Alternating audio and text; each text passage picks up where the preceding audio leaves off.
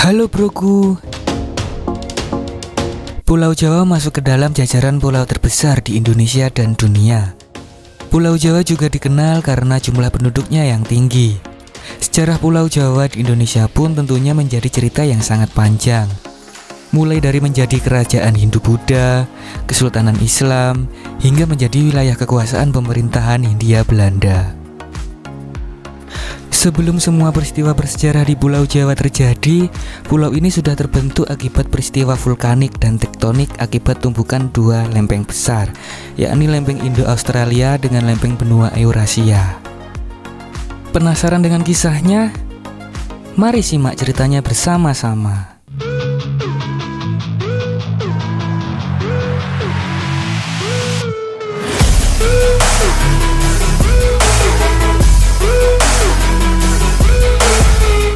Jawa merupakan sebuah pulau di Indonesia yang terletak di Kepulauan Sunda Besar dan merupakan pulau terluas ke-13 di dunia. Jumlah penduduk di Pulau Jawa sekitar 150 juta dan dihuni oleh 60% total populasi Indonesia. Pulau Jawa dipisahkan oleh selat dengan beberapa pulau, yaitu Pulau Sumatera di barat laut, Pulau Kalimantan di utara, Pulau Madura di timur laut, dan Pulau Bali di sebelah timur. Sementara itu, di sebelah selatan Pulau Jawa terbentang Samudra Hindia. Banyak kisah sejarah Indonesia berlangsung di pulau ini. Dahulu, Jawa adalah pusat beberapa kerajaan Hindu-Buddha, Kesultanan Islam, pemerintahan kolonial Hindia Belanda, serta pusat pergerakan kemerdekaan Indonesia. Pulau ini berdampak besar terhadap kehidupan sosial, politik, dan ekonomi Indonesia. Terdapat 3 bahasa di pulau ini, namun mayoritas penduduk menggunakan bahasa Jawa. Bahasa Jawa sendiri merupakan ibu bahasa dari 60 juta penduduk Indonesia, dan sebagian penuturnya berdiam di Pulau Jawa. Sebagian mulia penduduk adalah bilingual, yang berbahasa Indonesia baik sebagai bahasa pertama maupun kedua. Sebagian penduduknya Jawa adalah Muslim. Namun terdapat beragam arus kepercayaan, agama, golongan etnis, serta hukum budaya istiadat di pulau ini. Pulau ini secara administratif terbagi menjadi 4 provinsi, yaitu Jawa Barat, Jawa Tengah, Jawa Timur, dan Banten, serta 2 wilayah khusus, yaitu DKI Jakarta dan Daerah Istimewa Yogyakarta. Walaupun suku Jawa telah tersebar di seluruh Nusantara, banyak orang yang belum tahu bagaimana sejarah dan asal-usul suku Jawa. Berikut ialah beberapa teori yang menjelaskan asal-usul suku Jawa. Menurut Eugen de Bos, seorang ahli anatomi yang berasal dari Belanda telah menemukan sebuah fosil manusia purba, yaitu Homo erectus. Fosil ini ditemukan di Trinil pada tahun 1891. Pasca penemuan ini dilakukan perbandingan antara DNA fosil kuno tersebut dengan suku Jawa di masa kini.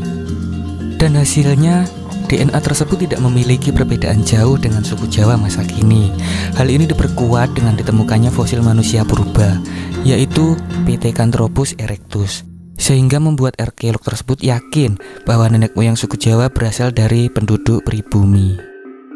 Berbanding terbalik dengan von Henn-Geldern yang menyebutkan bahwa telah terjadi migrasi penduduk besar-besaran dan bertahap dari daerah Tiongkok di Kepulauan Nusantara.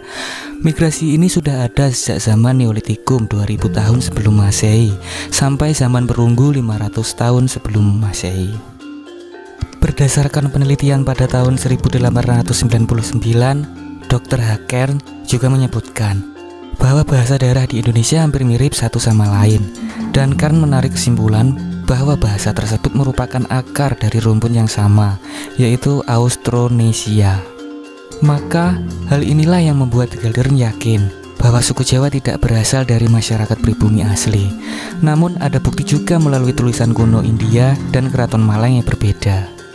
Pasalnya, dalam tulisan kuno India disebutkan bahwa jika beberapa pulau di Nusantara termasuk Pulau Jawa sebelumnya adalah tanah yang menyatu dengan daratan Asia dan Australia. Akan tetapi, pada saat itu terjadi musibah permukaan air laut yang naik. Akhirnya, hal itu membuat Pulau Jawa dan beberapa pulau lainnya menjadi terpisah. Ada juga yang menyebutkan tokoh Ajisaka pada beberapa tulisan kuno yang ada. Ajisaka adalah seorang pengembara yang pertama kali datang di daratan Pulau Jawa dan menetap di sini bersama para pengikutnya, kemudian menjadikan mereka sebagai nenek moyang dari suku Jawa.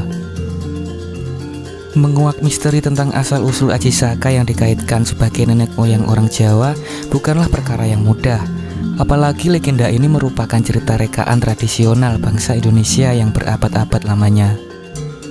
Pada mulanya, legenda Ajisaka merupakan cerita lisan yang tersebar secara turun-temurun melalui mulut ke mulut dalam waktu yang lama.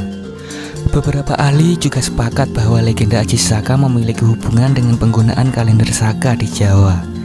Di Jawa, Ajisaka menyebarkan perhitungan Tarek yang dinamakan tahun saka, dimulai sejak kedatangannya yaitu tahun 1 Saka atau 78 Masehi. Selain memperkenalkan tahun Saka, Ajisaka juga menyebarkan pengetahuan membaca dan menulis sebagai dasar pengembangan kebudayaan.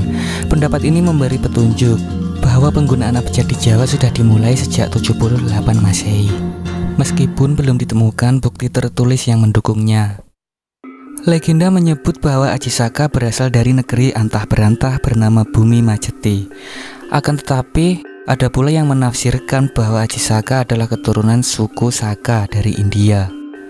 Hal ini dapat dimengerti karena memang terdapat beberapa versi terkait asal-usul ataupun kisah Ajisaka. Ajisaka digambarkan sebagai pemuda sakti yang mempunyai keris pusaka, sebuah sorban sakti, dan 2 orang abdi setia bernama Dora dan Sembada. Selain itu, ia adalah pribadi yang suka menolong, termasuk menolong rakyat Jawa dari kekejaman penguasanya. Legenda mengenai Ajisaka ini dalam berbagai cerita dianggap melambangkan kedatangan Dharma atau ajaran dan peradaban Hindu-Buddha ke Pulau Jawa. Ketika Pulau Jawa masih dihuni oleh bangsa raksasa yang biadab, penindas, dan gemar memangsa manusia. Kerajaan pertama yang berdiri di pulau ini adalah Medang Kamulan, dipimpin oleh raksasa yang bernama Prabu Dewata Cengkar. Ajisaka berniat melawan kekejaman Prabu Dewata Cengkar untuk menyelamatkan rakyat kerajaan Medang Kamulan dari kekejaman rajanya tersebut. Setelah tiba di Jawa, Ajisaka menuju ke pedalaman tempat ibu kota kerajaan Medang Kamulan. Dan sebelum pergi ke Medang Kamulan, Ajisaka meninggalkan keris pusakanya di Gunung Kendeng dan meminta Sembada untuk menjaganya. Ia juga berpesan bahwa tidak ada seorang pun yang boleh mengambil pusaka itu kecuali dirinya sendiri. Setelah itu, Ajisaka membawa Dora untuk menemui Dewata Cengkar dan mengaku bahwa dirinya mau dijadikan santapan. Akan tetapi, Ajisaka mengajukan satu syarat, yakni meminta sebidang tanah yang panjangnya sepanjang sorban yang dipakainya. Persyaratannya pun dipenuhi, dan ketika Dewata Cengkar mulai mengukur tanah, sorban itu memanjang terus-menerus hingga mencapai pinggir laut selatan. Dengan kecerdasannya, Ajisaka pun mampu menenggelamkan Dewata Cengkar ke laut selatan, lebih tepatnya di Samudra Hindia. Dewata Cengkar yang kalah, tubuhnya berubah menjadi buaya putih dan menunggu laut selatan, sedangkan Ajisaka dinobatkan menjadi Raja Medang Kamulan. Ajisaka kemudian memasang sebuah tumbal, dan tumbal Ajisaka yang menangkal kekuatan jahat pun dapat bertahan hingga beratus-ratus tahun kemudian. Hingga sampai pada keadaan di mana jin kembali berkuasa, hujan darah di mana-mana, bencana merajalela. Pada masa ini berkembanglah beberapa aliran ilmu gaib di Pulau Jawa, diantaranya kejawen, klinik, dan kebatinan. Suatu hari, Ajisaka memerintahkan Dora untuk mengambil keris pusaka yang dititipkan kepada Sembada. Namun, Sembada menolak karena sesuai perintah Ajisaka sebelumnya, tidak ada yang diperbolehkan untuk membawa pusaka itu selain Ajisaka sendiri. Alhasil, 2 abdi Ajisaka saling mencurigai bahwa masing-masing bermaksud untuk mencuri pusaka itu. Ketika Ajisaka menyusul ke Gunung Kendeng, ia menemukan 2 abdinya telah meninggal akibat kesalahpahaman. Di depan jasad 2 abdinya itu, Ajisaka menciptakan sebuah puisi yang isinya adalah Hanacaraka. Artinya terdapat 2 utusan. Data Sawala, artinya mereka berbeda pendapat. Pada Jayanya, artinya mereka berdua sama kuatnya. Maga Batanga, artinya inilah mayat mereka. Puisi inilah yang diciptakan Aji Saka untuk mengenang doa abdi setianya, kemudian dikenal sebagai Hanacaraka atau aksara Jawa. Aksara Jawa digunakan secara resmi untuk penulisan surat menyurat sejak berdirinya Kerajaan Majapahit pada abad 17 Masehi dan mulai dibukukan pada abad ke-19 agar lebih mudah digunakan.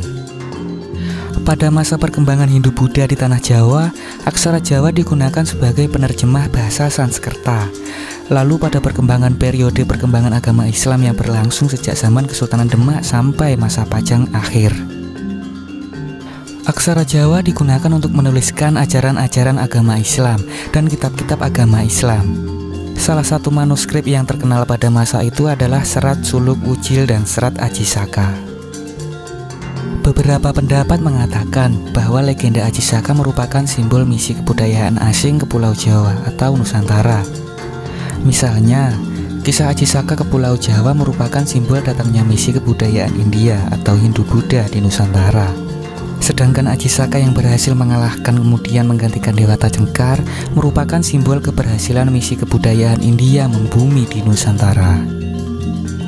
Sementara itu, dugaan bahwa Aji Saka merupakan imigran tidak terlepas dari datangnya orang-orang India ke Pulau Jawa secara berangsur-angsur. Mereka memperkenalkan aksara India, yakni aksara Palawa kepada masyarakat pribumi.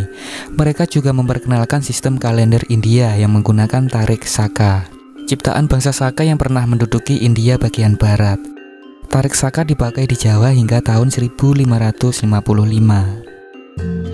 Penggunaan aksara Palawa yang mengalami adaptasi di Nusantara, khususnya di Jawa yang berkembang menjadi aksara Jawa kuno dan terakhir menjadi aksara Jawa baru yaitu Hanacaraka. Sedangkan dikisahkan bahwa Prabu Dewata Cengkar akhirnya terjebur ke samudra akibat kibasan dari ikat kepala yang dipakai oleh Aji Saka. Ungkapan samudra tersebut menyimpulkan bahwa masyarakat Jawa membuka selebar-lebarnya pengaruh budaya asing sehingga dapat beradaptasi dan berasimilasi di dalam kehidupan masyarakat Jawa. Lalu pada awal abad ke-13, awal penyebaran ajaran Islam di Nusantara, datanglah Syekh Subakir, seorang ulama yang dikirim langsung dari Kesultanan Turki Utsmaniyah ke tanah Jawa untuk menumbali tanah Jawa dari pengaruh negatif makhluk halus. Syekh Subakir yang mengetahui kondisi Pulau Jawa banyak dipengaruhi oleh unsur gaib yang sangat kuat, lalu Syekh Subakir membawa batu hitam dari Arab yang telah dirajah. Dengan karomah yang dimilikinya, batu hitam dengan nama Raja Aji Kala Cakra tersebut kemudian dipasang di tengah-tengah tanah Jawa, tepatnya di puncak Gunung Tidar yang berada di Kabupaten Magelang. Gunung Tidar dipercayai sebagai titik sentral atau pakunya tanah Jawa, dan kekuatan gaib yang mengganggu Pulau Jawa akhirnya dapat dihalau. Pada masa ini, ilmu kebatinan berkembang lagi menjadi beberapa cabang, yaitu ketabiban, kewaskitaan, kesaktian, kanuragan, kekebalan, pengasihan, termasuk juga tenaga dalam. Kemudian sepeninggal pemagaran gaib Syekh Subakir terhadap pengaruh negatif dilanjutkan oleh para wali songo. Para wali ini mengajarkan ajaran Islam. Salah satu di antaranya yang terkenal adalah Sunan Kalijaga. Wallahu a'lam bishawab. Aksara Jawa merupakan salah satu aset budaya bangsa Indonesia yang perlu kita lestarikan. Banyak masyarakat, terutama anak-anak, yang mereka lebih diperkenalkan pada bahasa asing sehingga tidak mengenal tentang aksara Jawa. Dengan adanya video ini, semoga sedikit bisa menjadi bermanfaat untuk kita semuanya.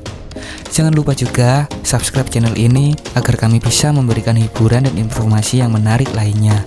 Terima kasih.